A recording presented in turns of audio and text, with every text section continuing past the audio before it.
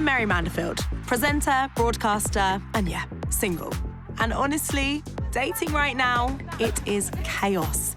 Ghosting, love bombing, catfishing, being there, I've seen it all. But look, I've heard about these private women-only Facebook groups, and they're causing a stir. If you are not part of the group, this is your sign to go and join it. You guys must have seen this Facebook page going viral. The most talked about page in the whole of the UK right now. Are we dating the same guy? Are we dating the same guy? Are we dating the same guy? The idea is simple. Post a picture of a guy that you're dating or chatting to check if he's seeing anyone else. And ask the standard question, any tea or red flags? And it is juicy. Already this morning, I've seen 3 men get caught in the comment section by their girlfriends cheating. In one day, he slept with not 1, not 2, but 3 girls. The group started in the US in 2022 and went viral.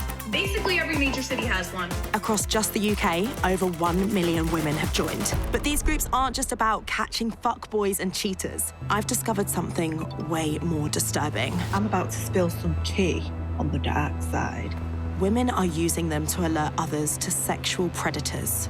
It spiked me. Exposed himself and put his fingers down my throat. He was arrested for attempted murder.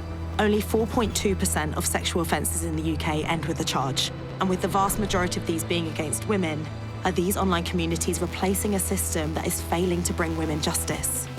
Conviction rates are really low when it comes to like assault or harassment. I don't really trust the police very much when it comes to experiences like this. I want to know if these groups are a force for good, or are some spreading lies about men with real-world consequences? There's rumours being spread about guys that isn't true. Toxic women slagging men. Guys, it's gone way too fucking far. You're potentially gambling with somebody's life there. Where's the line between protecting women and publicly shaming men? I'm entering this murky world to find out.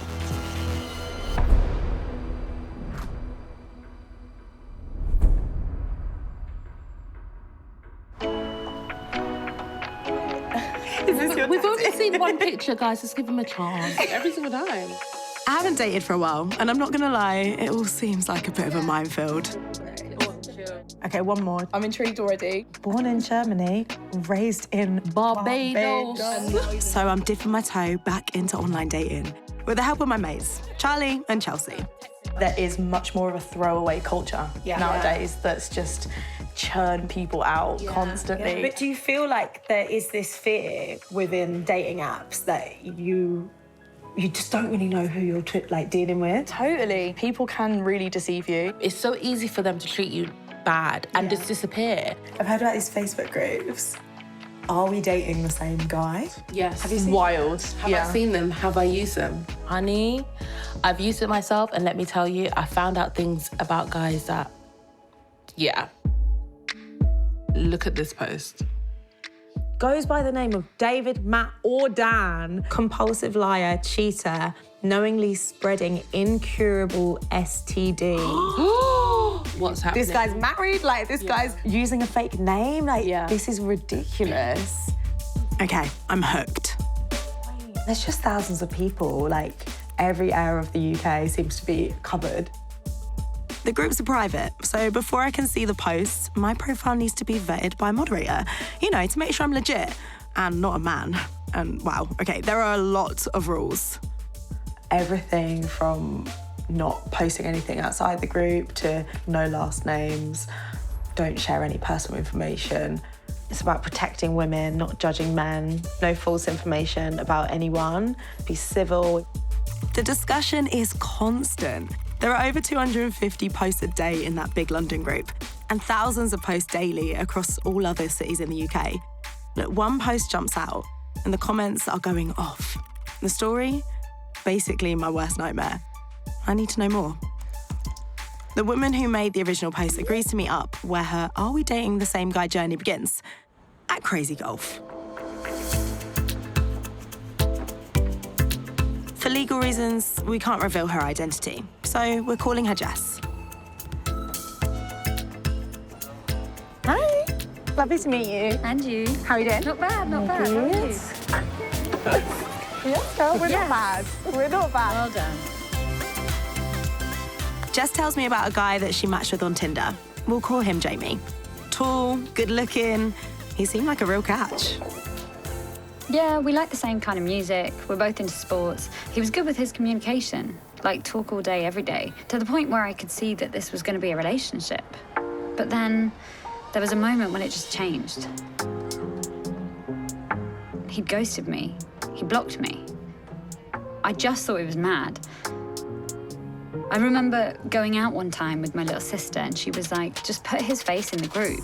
You'll know what he's up to. I posted his picture from Tinder, just asking if anyone had any tea. Then I got a private inbox on Facebook. Yeah. It was from a girl. She was like, he's been going out with my best friend for 4 years. Oh my God. His name wasn't Jamie. He didn't live in Upminster. He lived with his girlfriend. You're literally leading a double life. It's insane, but you just don't think it's going to happen to you, do you? No. The groups are full of stories like Jess's. Guys cheating left, right, and centre. Out of nowhere, he goes to you, and not just that he'd lied to you, but he was a complete different person to what he'd said. If I hadn't posted in that group, none of us would have known about what happened. You potentially saved this woman from starting a family with someone who she thought she could trust, and she clearly couldn't. Yeah, I mean, she also saved me a lot of stress and pain and gave me a lot of closure. But Jess's story isn't finished. We head somewhere more private where she can share a much darker story about a guy who we'll call Marcus. So I met another guy shortly after meeting Jamie, actually on an app called Field.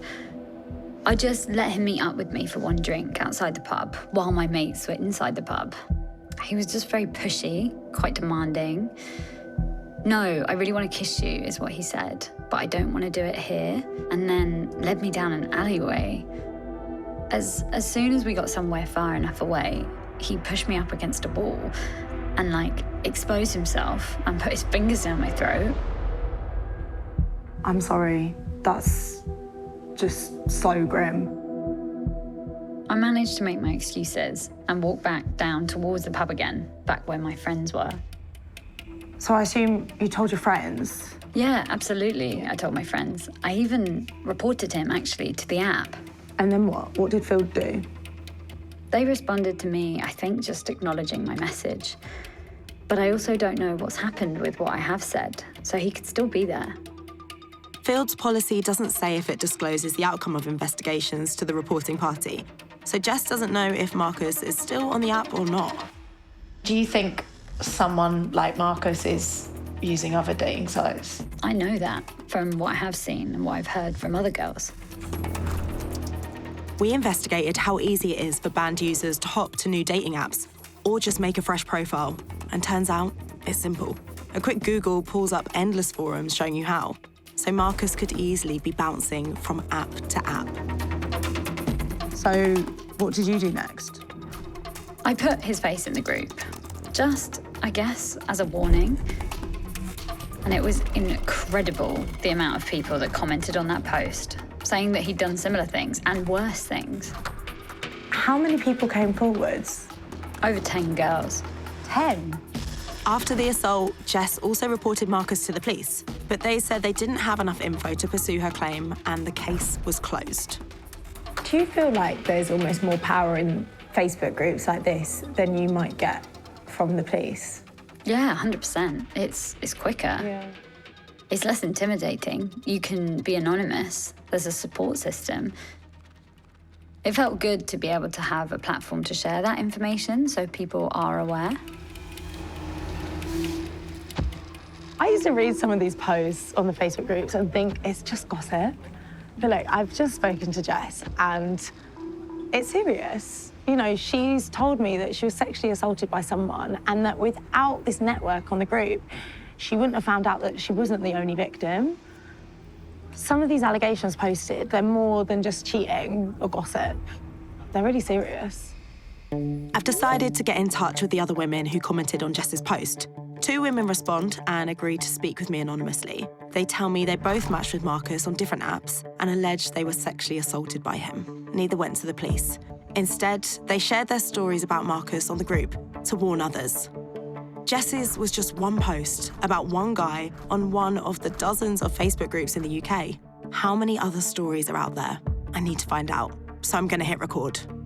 The more I've been talking to people, the more I've realised there are some really crazy stories. People's lives are being completely impacted by this. So if you've got your own personal experience or you know someone, let me know. I'm overwhelmed with how many stories start pouring in. I went on a date with a guy that I'd met on Hinge. I felt like something was wrong. I would never have gotten that drunk off of a few pints. I sort of remember him on top of me. He'd spiked me. I was like, is there anything I can do to the police? And they were like, no, not really. And I was like, but I'm the third person that he's done this to. Like, what's it take? I am so grateful for this group. It really was that thing of, I don't have to hold this on my own. I don't really trust the police very much when it comes to experiences like this.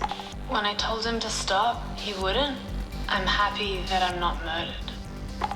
He was arrested for attempted murder, and I never would have known that if it wasn't for the group. Over the course of this investigation, we spoke to 18 women who'd used the group to warn others of potentially dangerous men. Most of them hadn't gone to the police. Hearing all these stories, it feels like the system is broken. Are these groups filling a gap and stepping in to protect women? I'm talking with Rebecca Hitchen, a campaigner at the End Violence Against Women Coalition. Hi, nice to see you. Come on in. Thank you so much. They've been working to end abuse against women and girls, on and offline, since 2005. I've spoken to some women who say that they have been sexually assaulted on a date, but they've decided to not report it to the police. Statistics say that roughly 5 in 6 women who are raped won't report to the police. Yeah, that's quite shocking, really. It can take a long time when you report to the police. That can be really stressful, it can be re-traumatizing, and that the statistics sort of speak for themselves. The rates of charging are very low, and very few cases actually end up in court. The stats are pretty grim. It takes on average 306 days to get a decision for a charge on a rape case. And on average, a victim will be waiting over 2 years, from reporting to a verdict in court. If someone is convicted of rape, the average sentence is 10 years. Women have told me that they don't trust dating apps to protect them online. Do you think enough is being done to kind of keep women safe in these spaces? Dating apps could and should be taking the safety of women and girls a lot more seriously. And one of the reasons why they don't is they don't have to. The current product, the way it works, yes, it causes harm to women and girls, but it's profitable, and that's essentially the bottom line for them. And then there are these groups where, you know, it's very likely that you'll just be believed and be heard, and that's really important for survivors as well. They're clearly filling a need, and there's a reason why they are so popular. I'm discovering women feel neither the apps nor the justice system are keeping them safe, so they're turning to these online communities. But can these groups sometimes get it wrong? The repercussions of the page being used in the wrong way is really, really massive. Just had a lot of big impact on my mental health. I just felt completely alone.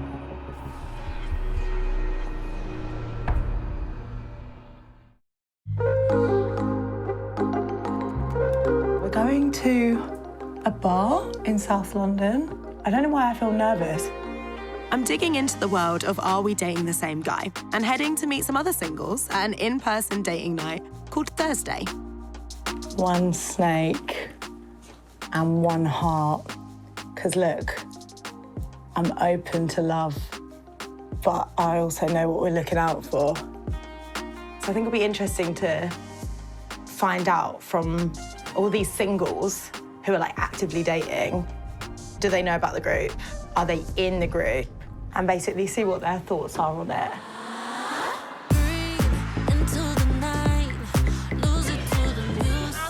So, the Facebook group, Are We Dating the Same Guy? You know about it?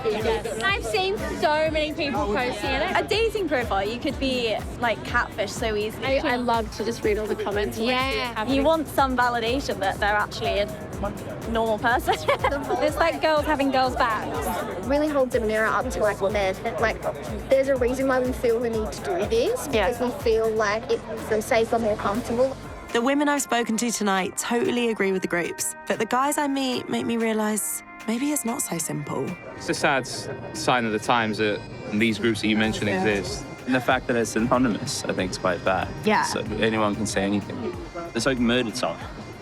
You can literally say that because they're anonymous. You can say whatever the fuck you want and there's no consequences. But there's loads of consequences for the guy.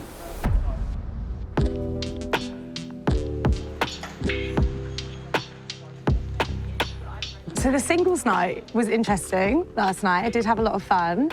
I think up until this point, I've seen the groups as like these amazing tools for women. But the conversations I had with people made me realise that they've grown, they've gotten quite messy. I think I want to peer behind the curtain of these groups, see who's controlling them, who decides what gets posted and what doesn't. I found that each group is run by a moderator in charge of making sure all members follow the rules. But the first rule of the group is don't talk about them. We've been spending ages basically just like knocking on the doors of moderators from loads of different groups, and no one wants to speak to us until now. This moderator runs a smaller Facebook group of 10,000 members in Manchester, and she's letting us in on how her group works. I'm curious, what was the reason for you to start your own group? The last time I ever used a dating app, the man turned out to be aggressive and very passionate about warning other women of someone who's dangerous. As a moderator, you're sort of like sheriff, judge and jury in all of this. Yeah. Do you feel like the kind of moderating space that you're in, it replaces parts of like the justice system? The thing is, you can't ring the police every time a man's gaslighting you. Yeah. Or, driving you mentally, having a toll on your mental health. And if they can go in the group and just be like, I just wanted to let you know, like, just if anyone was thinking about going out with him. Is there kind of one question you ask yourself before you press approve? If I think that I would read that post and think, oh my God, then I know I need proof. But even when you have evidence, there's still things that people can make up or they can twist things. What happens if you feel like you've got it wrong? Maybe you've put a post up or you've let a post through that you feel like actually on reflection was the wrong thing to do. People do post maliciously. There may be a bitter ex, there may just be somebody that just doesn't like a guy and just thinks, I'm going to cause some trouble for him. I'll never know if that post was real about him, will I? I'll never know. No. I think she had really great intentions. She seemed to really care about the people within the group. But I think you can have the best intentions in the world and still not get everything right all the time. We're talking about information posted in these groups that could change people's lives. There's one side I haven't heard from yet. The guys actually getting outed on these groups. After months of searching, I found a guy willing to chat. Football coach Kyle says he went through a bad breakup. They went their separate ways, but a post about him appeared on his local Are We Dating the Same Guy group on Facebook. Then another and another. A friend had sent me it, saying, you're on this website, do you know about it? It was basically calling me different types of names. He's a liar or a narcissist or, a gaslighter. Where I live, where I worked, what I'd done in my spare time, everything was out there for maybe 50, 60,000 people to see. You live in quite a small town, so what was that like, thinking maybe other people had seen it? I remember going to the gym and even a quick glance, of somebody looking at you, you're just constantly thinking, have they seen that post? Following the claims made online, Kyle's employer was so concerned they temporarily removed him from his coaching job and launched an investigation. It was devastating. Football's my passion, and to have that taken away from me until an investigation was pending was devastating. The loss of income, the stress and worry about how I was going to pay, my rent. The roll-on impact of it is massive. Things soon got pretty dark for Kyle. I was petrified to go out. The suspension was still ongoing. I was having a lot of trouble mentally. I just felt completely alone. Around Christmas time, I tried to take my own life. I'm so sorry to hear that. Kyle was eventually cleared by his employer and returned to coaching a different team. He says the posts about him are untrue. I'm not here to be the judge, but it's hard not to be moved by the impact that this has had on him. I have made a lot of mistakes. I can hand on heart and say that, you know, I probably wasn't the best boyfriend, but it doesn't warrant putting you on a page that it can destroy your life.